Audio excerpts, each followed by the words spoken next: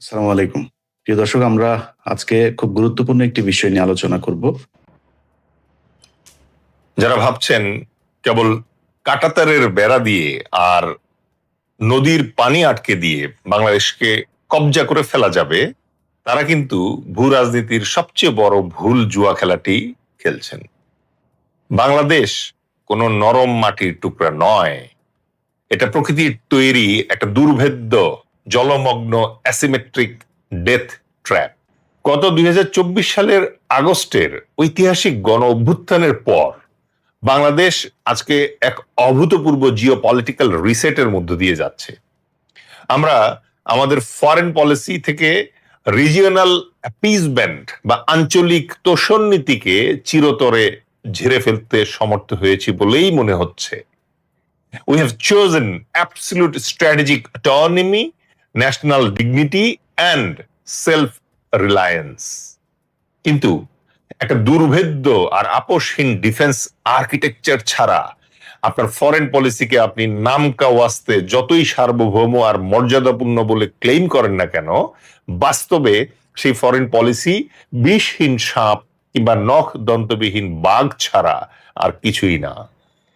আমাদের main weakness হলো আমাদের নিজেদের মাইন্ডসেট। আমরা দীর্ঘদিন ধরে একটা আমলাতান্ত্রিক কনভেনশনাল মিলিটারি ইনার্শিয়া বা গতানুগতিক সামরিক জড়তার মধ্যে আটকে রাখা হয়েছে আমাদের, যা সমসাময়িক হাইব্রিড যুদ্ধ কৌশলের সাথে মোটেই সামঞ্জস্যপূর্ণ নয়। আমাদের প্রধান প্রতিবেশী ভারত ৩ দিক দিয়ে আমাদের ঘিরে রেখেছে এবং সীমান্ত জুড়ে তারা দিয়েছে কাঁটাতারের বেড়া। আর আমাদের দক্ষিণ পূর্বে রয়েছে আরেক অস্থির প্রতিবেশী রাষ্ট্র মিয়ানমার।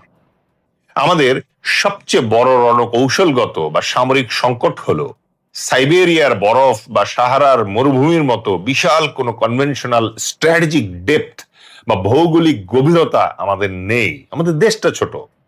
শত্রুদের দ্বারা আক্রান্ত হলে পিছু হটে গিয়ে যে আবার সৈন্য সমাবেশ করব, সেই সুযোগ আমাদের কিন্তু নেই। কিন্তু এ কথাও সত্য যে সীমান্তের ওই পারে ১৪ লাখ সৈন্যের এক বিশাল স্ট্যান্ডিং আর্মি থাকলেও যুদ্ধ লাগলে তাদের পক্ষে এই ১৪ লাখের সবাইকে বাংলাদেশের বর্ডারে নিয়ে আসা অসম্ভব। কারণ তাদের এই ১৪ লাখের বেশিরভাগই পার্মানেন্টলি আটকে আছে চীন আর পাকিস্তান সীমান্তে। স্ট্র্যাটেজি আর গণিত যেহেতু এক জিনিস না, আর তাই তাদের এই ডুয়েল ফ্রন্ট কনস্ট্রেইনটাই হলো আমাদের সবচেয়ে বড় রক্ষা কবচ আর পরম সুযোগ। আমাদের লক্ষ্যই হতে হবে তাদের এই সীমাবদ্ধতাকে কাজে লাগিয়ে এমন একটা অ্যাসিমেট্রিক ডিফেন্সিভ নেটওয়ার্ক গড়ে তোলা, যা আমাদের সীমানায় যে কোনো দুঃসাহসিক অভিযান চালাতে তাদের চরমভাবে নিরুৎসাহিত করবে। ১৯৩৯ সালের শীতকালীন যুদ্ধে সোভিয়েত ইউনিয়নের লাল ফৌজের মেকানাইজড কলাম যখন ফিনল্যান্ডের উপর আক্রমণ করে, তখন ফিনরা মুখোমুখি বড় যুদ্ধে যায়নি।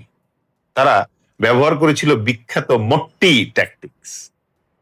তারা বরফে ঢাকা সরু রাস্তাগুলোতে সোভিয়েত ভারী ট্যাঙ্কগুলোকে আটকে দিয়ে মনের ভেতর থেকে অতর্কিত হামলা চালাতো। এরপর শত্রুর দীর্ঘ লজিস্টিক সাপ্লাই চেইনকে কেটে দিয়ে পুরো বাহিনীকে ছোট ছোট বিচ্ছিন্ন পকেটে বা মট্টি সেটাতে অবরুদ্ধ করে ধীরে ধীরে পুরো রুশ বাহিনীকে ধ্বংস করে। বাংলাদেশ কোনো উন্মুক্ত সমতল মরুভূমি না।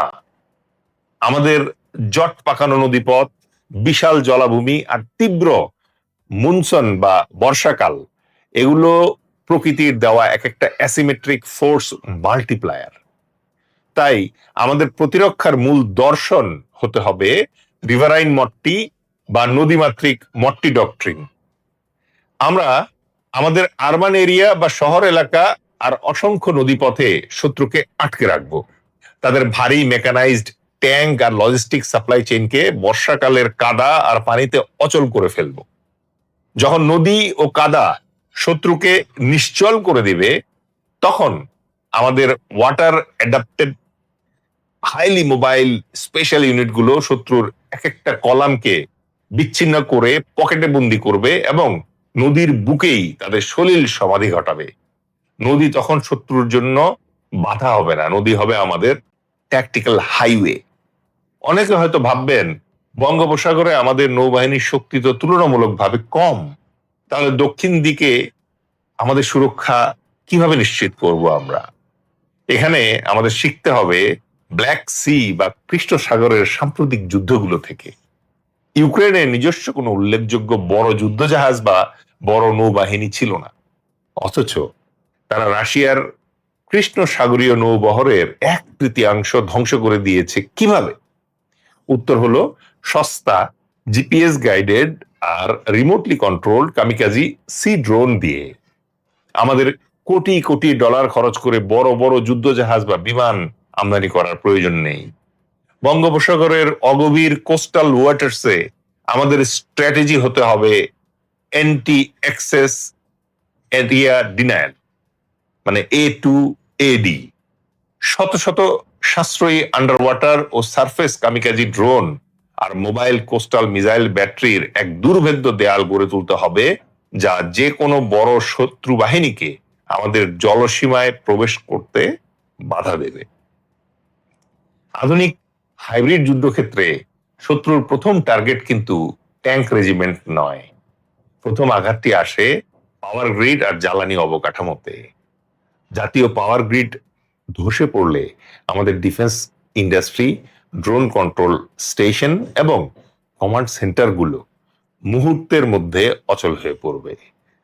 তাই কেবল যুদ্ধাস্ত্র নয়, আমাদের প্রয়োজন এনার্জি সভরেন্টি বা জ্বালানি সার্বভৌমত্ব। আমাদের দেশের প্রতিটি কৌশলগত সামরিক garrison, radar station, drone manufacturing lab এবং কমিউনিকেশন নোডগুলোকে সেন্ট্রাল গ্রিডের উপর নির্ভরতা কমিয়ে ডিসেন্ট্রালাইজড সোলার পাওয়ার এবং ব্যাটারি এনার্জি স্টোরেজ সিস্টেমের আওতায় নিয়ে আসতে হবে। এটা করলে কি লাভ? এতে করে দেশের জাতীয় গ্রিড যদি সাময়িকভাবে শত্রুর সাইবার বা মিসাইল হামলায় ধসেও পড়ে, আমাদের সামরিক অবকাঠামো এবং লোকাল মাস কমিউনিকেশন নেটওয়ার্কগুলো শতভাগ সচল থাকবে। এটা কেবল এনার্জি সিকিউরিটি না, এটা আমাদের লড়াই চালিয়ে যাওয়ার লাইফ লাইন।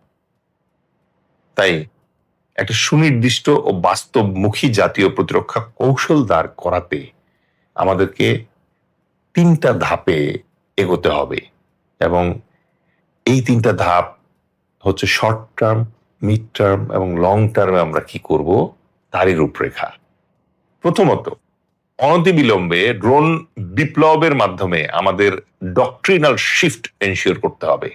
এই জন্য সবার আগে প্রচলিত মেগানাইজড ওয়ারফেয়ার কনসেপ্ট থেকে সরে এসে নদীমাতৃক মট্টি ডক্ট্রিন এবং মনসুন ট্র্যাপকে আমাদের প্রধান ডিফেন্স ম্যানুয়ালি অন্তর্ভুক্ত করতে হবে। সেই সাথে প্রত্যেকটা পদাতিক ব্যাটালিয়ন লেভেলে দেশীয় প্রযুক্তিতে তৈরি এফপিভি কামিকাজি ড্রোন আর ইলেকট্রনিক ওয়ারফেয়ার জ্যামার ইউনিট চালু করতে হবে।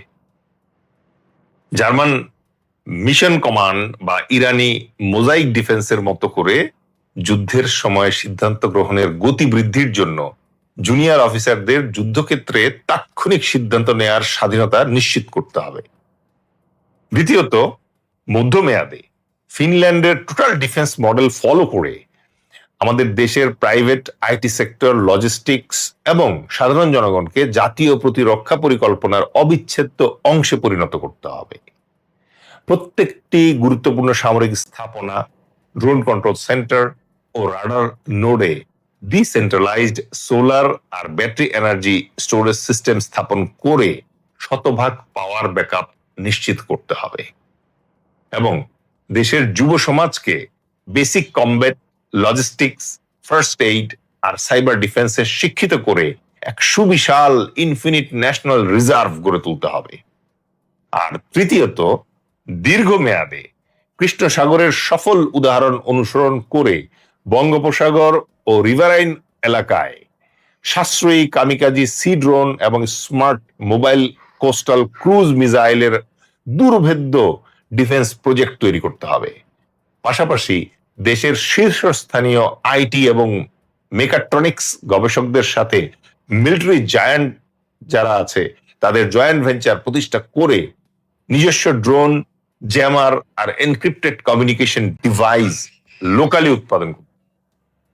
এই কাজগুলো যদি আমরা করতে পারি তাহলে এমন একটা জাতীয় প্রতিরোধ ব্যবস্থা গড়ে উঠবে যা যে কোনো পরাশক্তির জন্য বাংলাদেশে সামরিক আগ্রাসনের খরচকে রাজনৈতিক ও অর্থনৈতিকভাবে আকাশচুম্বী করে তুলবে। এটাকেই বলে ডেটারেন্স বা নিরোধক।